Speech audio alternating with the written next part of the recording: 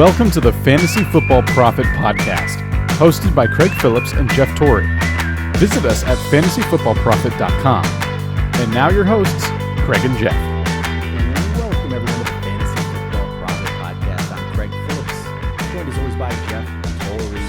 And today we're going to be talking about droppable players. Actually, we got a request to get some droppable players on the mailbag show. And we figured, you know what? It's a good time to throw this into an episode and talk about some of the guys that we think that are droppable at this point. We'll probably look at about 50% and up and ESPN leagues and tell you who we think should be, banished to the waiver wire at this point. But before we do that, make sure you guys go check us out on Twitter at the FF Profit or Instagram at Fantasy Football Profit. And then also go subscribe to us on YouTube at youtube.com/Fantasy Football Profit. So what I'm going to do, I'm just going to pull up a list here. I'm going to pull up a list, players that are owned, and we'll kind of go through it and see, probably start down about 50% and go up and see if we think, I haven't really looked at it. So this is going to be, we might go through this in like 3 minutes and be like, oh, there's really nobody to drop, but I should have planned that out now. Well, I don't think there's really that many people at quarterback. So I might skip quarterback because, at 50%, there actually is.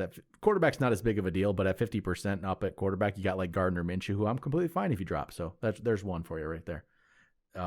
Running back wise. So at running back, if we go around the 50% mark, you got players like Cam Akers, comes in about 51%. That's a good one to start with. Cam Akers, how would you feel about dropping Cam Akers? If you still have Cam Akers in your team at this point, do you just hold and hope he becomes something yet, or are you good with getting rid of him? I have this like terrible feeling of getting rid of players like that and then they blow up in the future. Maybe I shouldn't think that way, and that's a bad way to manage a team, but I know it's in my mind all the time.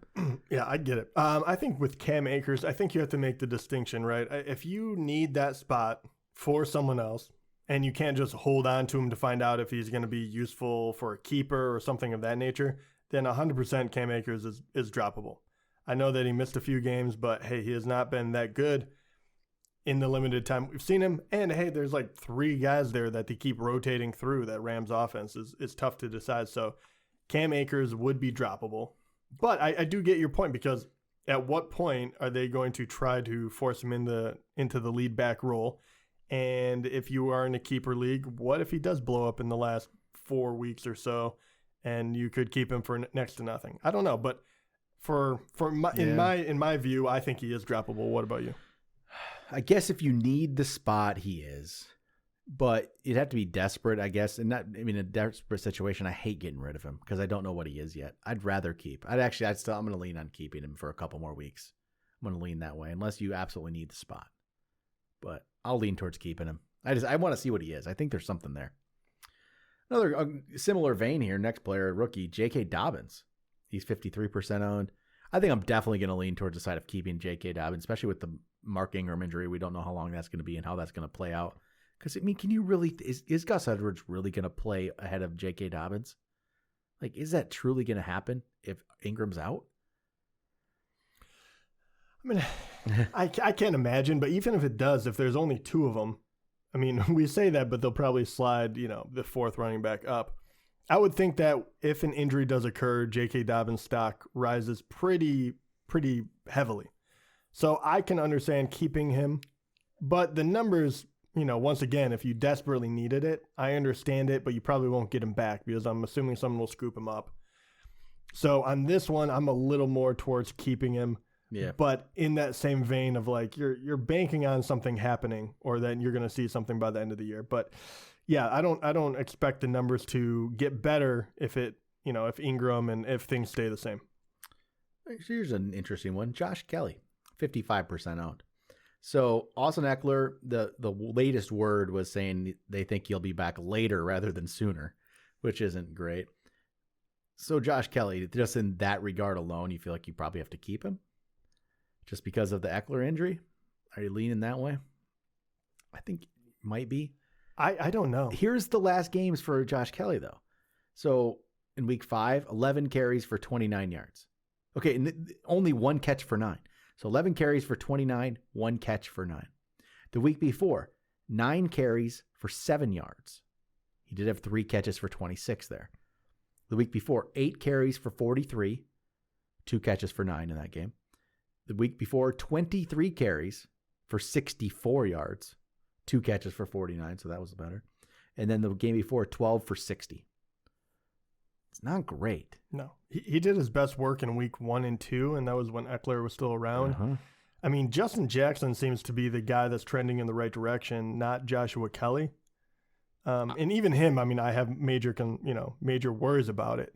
I guess the big one too is like Herbert has been doing very, very well. What happens if he kind of takes a backslide, which wouldn't be out of the question because he's, a rookie. You have game tape on him to study now. Maybe they will start giving these guys a few more carries.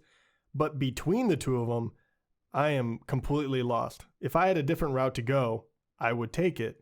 I don't know if you do, but and that's why I would be. I mean, it's hard to drop these guys, but I don't think they offer huge upside. No, I think it's plenty. I think all these guys, the first ones we've talked about, I think they are all droppable.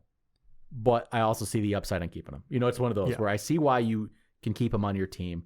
I see that upside, but I also think they are very droppable. I guess that is the most important one. Yeah. Everyone knows like, oh, I want to keep this guy, but everyone we've talked about, out of those 4, because I think after this it might change up a little bit. After all the 4 of those have this like, should I keep them? Should I wait? How long should I wait? Yeah. If you were going to keep one of them and drop all the other 3, which one would you be more likely to keep? Dobbins. Okay, I'm the same way. I would think that those other 3 for sure are droppable. What about Adrian Peterson? I'm okay with dropping Adrian Peterson. I'm okay with dropping him too. Because I just don't think I don't think you need to play Adrian Peterson. I don't think his value is going to get worse than it is, but I just don't think that he has the value for you. Yeah, he's been solid. I do have to give that to him. Like you can play him in a pinch. That is no big deal. But if Swift does continue to get more carries, then it will hurt his value. Yep. And so I'm okay with it. I don't, 10 points is pretty much the top right now. There's a couple handcuffs up here too. Latavius Murray, Chase Edmonds. That depends on the. To me, handcuffs are always droppable if you don't have the starter. You know what I mean? Like if you have the starter, it's a lot harder to do it. I completely. If you don't have the starter, you can get rid of him if you want. Yeah. Edmonds, I know, has some upside there, but I'm okay if you need the spot. James White is owned in 67% of leagues. James White's an interesting one. This can also depend on, I guess, if you're standard or PPR. But if you're PPR, okay. If you're standard, I would drop standard. You can drop him. PPR, I wouldn't. He did have 8 for 65 catches the other night, so I get it. But I still, in standard scoring, I think you can definitely drop him. Some other guys I'm probably keeping. I'll go up to Leonard Fournette, 74% owned. Leonard Fournette. He didn't play. 2 of the last 3 weeks, I don't think he didn't play at all. And then he only had 1 snap in week 5.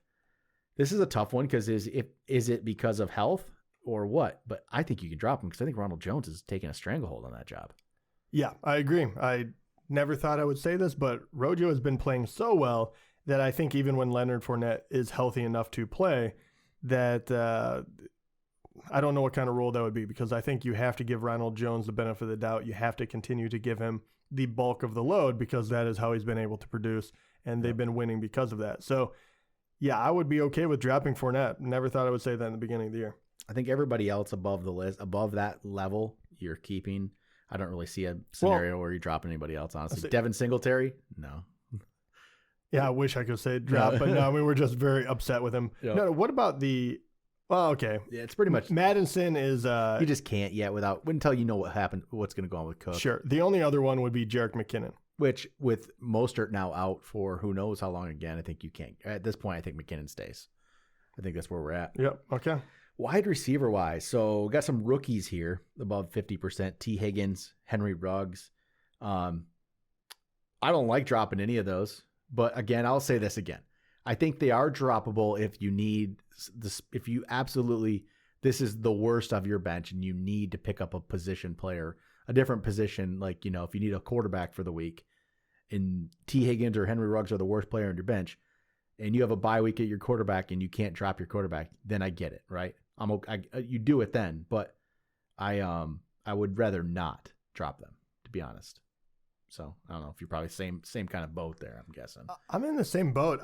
First of all, I feel like wide receivers, as far as percent roster, is really all over the board. Yeah, it is. So I do have to ask you a few, and I think it might I be got some here, yeah. it might be easier to do this or that because if we just start saying who would you drop, it becomes very difficult. Who would you rather have? You have to drop one. AJ Green, Jerry Jeudy. I think I want AJ Green. It's weird to say, I guess, but I don't think Judy's shown me enough. What has he really shown? He caught one nice catch I saw a couple weeks back. I think week 4 maybe. One nice touchdown, but Henry Ruggs or Emmanuel Sanders? I'd rather have Ruggs with Sanders with Thomas coming back. Yep, I agree with you. Yeah, I think I'm there. How is that's kind of mind blowing. I'll just say one name here. Yeah. Marvin Jones, drop him. Yeah. Don't even think about it. I'm okay with that. Just going. He needs to go to the waiver wire. 63% owned. Get rid of him. I don't even have to line this up to anyone else, but what about T.Y. Hilton? Oh, God, get him off your team. I just did tonight. He's gone. T.Y. Hilton, waiver wire. That's all he needs. There's no comparison. Who do I want to compare T.Y. Hilton? Let me think here. Oh, would I rather have T.Y. Hilton or Traquan Smith? I'd probably rather Traquan Smith. It's bad, man. He's brutal right now. So no, definitely don't. Get rid of him. T.Y. Hilton, Marvin Jones, just get rid of him. No. What are you feeling about Michael Gallup now? I don't love the situation at all. I really don't love the situation. Andy Dalton didn't look good. I mean, this could change. I'm not ready to give up on it. I was going to say. Okay, I'm not there. I'm not going to say drop Gallup yet. I'm not ready to give up on the team, the offense completely yet. It was one game, one bad game. I still think there's hope. I'm not going to say you can drop Gallup yet, but I'm close. I am very close as well. If they don't perform against Washington, I think it's time. I think you could get rid of Gallup. Well, how good CeeDee Lamb has looked, and then you still have Amari Cooper and obviously Zeke. But look, when Dak was balling out of control and they were passing it all over the place, Michael Gallup still only had one big game. Yep. Was he worth having? Sure. But in week 3 against Seattle, he had that 6 for 138 and a touchdown. Other than that, he didn't get another touchdown. 73 yards was the highest in week 5 after that. Then it was like 23, 29, 50, and 58. It's not someone that you can really predict or rely on. And then you downgrade the offense a bit, even if they're still going to be behind in every game. I don't think that they're going to be as prolific as they were with, a Dak. I have to believe that Michael Gallup is very close to being on the chopping block for fantasy. Yep. You have any other players out there? What was I looking at? I believe there is one more player that I would get your opinion on. Obviously, you would keep him. Where are you at? Actually, I'm not even a cut, but I do want to know where you're at with Juju. I keep bringing his name up actually, I'll do this. Juju and Deontay Johnson. Mm-hmm. Because Juju, you're not cutting. Okay, you can't. We're not cutting him. But Deontay Johnson, he started strong, right? I think with Deontay Johnson, I think you got to wait it out. I think you got to wait for a healthy week, a full healthy week, if this is going to be that week. I think I have to wait. I think I do. But you know what? James Washington stepped up too. In Claypool, obviously. And then you still have Juju. Juju's not going anywhere on that team. I'd like to see it, but okay. He's droppable if you need it. I'm okay with getting rid of him. If you need the spot, you can drop him. I'm with you. That's what I'm going to be with. A lot of these are going to be if you need a spot, feel okay dropping him, I would say. But I'd rather wait it out. All right. Here's the last one I'll throw at you. Julian Edelman. I was going to bring him up. So I wanted to bring up Edelman because he's had one good game, right? And it's been poor after that, and the offense looked bad against Denver. It's never. I know people. This is the one I feel like we'll get backlash on if I say you can drop him. But you know what? I'm okay with it. I'm too. I am. I'm okay with it. And yeah, he'll probably have another good game. But you know what?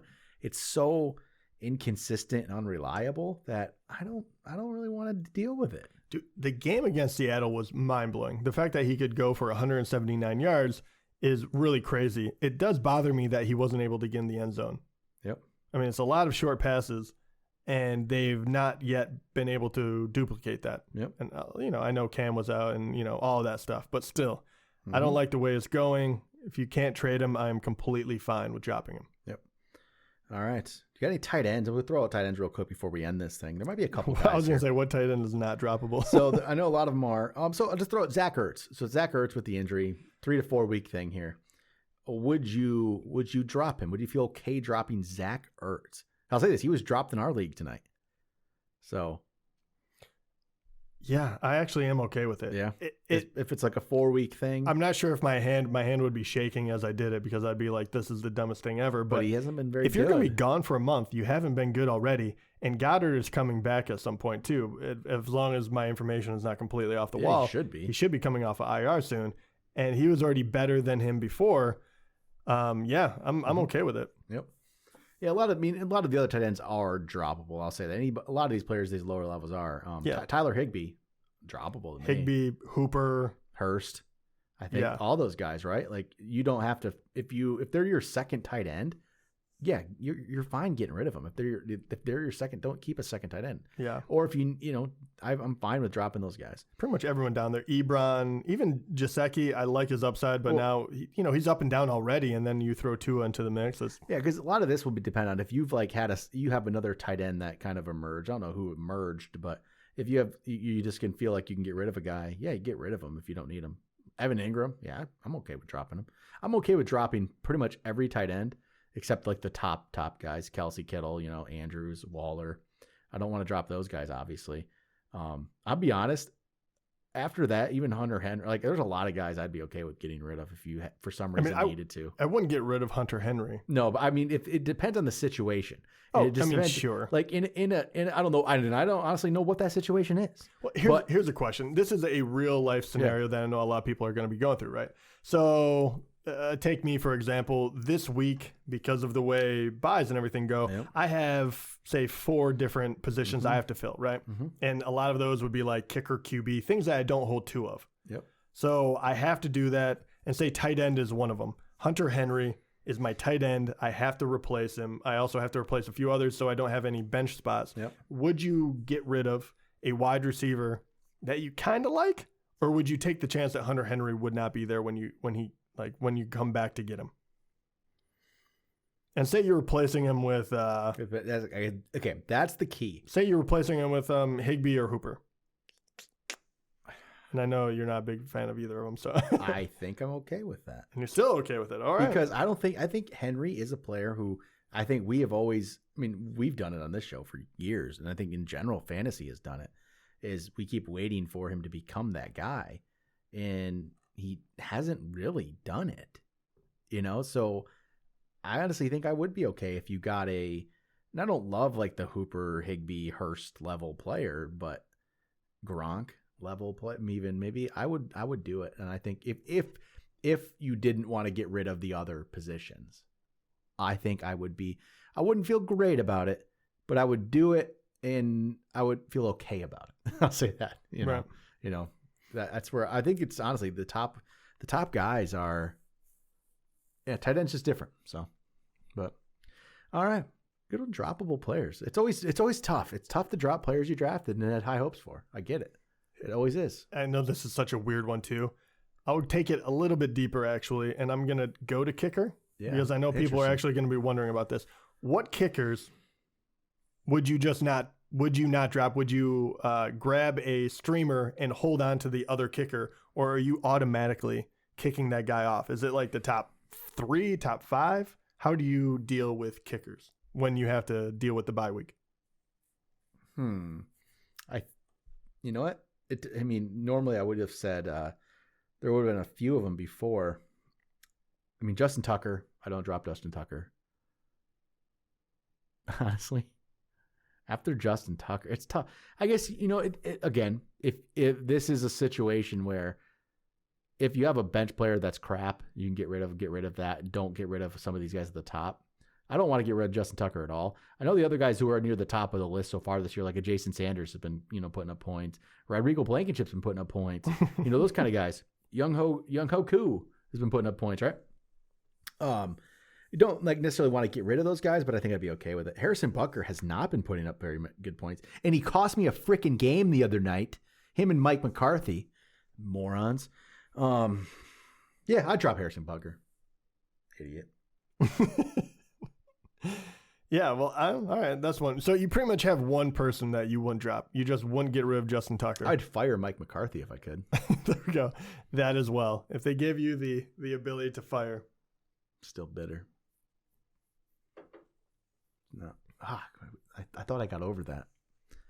I said this was like I said it in my head. I think the other day I was gonna make a comment. Fantasy football doesn't really affect me anymore. I don't take wins and losses very hard anymore. I guess that's a lie. I was like, when? Since when? Oh, I thought I had matured, Jeff, in my 34th, almost 35th year. You never mature out of that. It always bothers you. I need that right there. That title, that championship. You're not getting it this year. Unfortunately, I don't think I am either. I can say that pretty safely at this point. Oh, it's been a long time. I need to win this year. I need to win. It's probably not going to happen. All right, that's going to do it for Droppable Players. We'll be back Sunday nights to talk about the week 7. Is it really week 7? Jeez. We might have to do some mid-season awards next week. So quick. We really will. I think next week, Friday's episode might be mid-season awards. I think we're there already, which is insane. But all right, that'll do it for today. Talk to you guys next time.